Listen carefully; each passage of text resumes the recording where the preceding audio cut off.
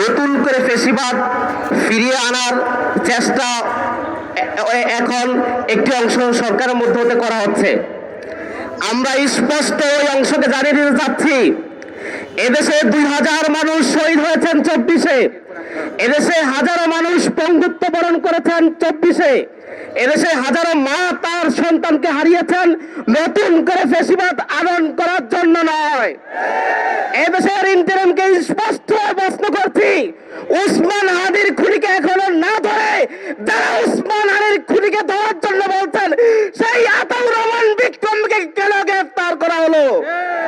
কোন আইনে, কোন বৈধতায় এই আতাউর রহমান বিক্রমপুরীকে গ্রেফতার করা হলো? এই জবাব এই ইন্টারিমকে দিতে হবে।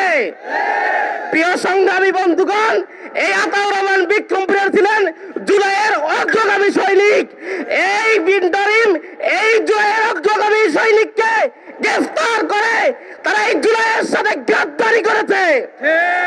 তারা এই আতাউর রহমান বিক্রমপুরীদেরকে গ্রেফতার করে তারা যারা এই জুলাইয়ে শহীদ করেছেন, শহীদ হয়েছেন, সেই শহীদদের সাথে গাদ্দারি করেছে। আমরা এই জুলাই পরবর্তী সময়ে নতুন করে ফ্যাসিবাদ যারা আনয়ন করতে চায় তাদেরকে স্পষ্ট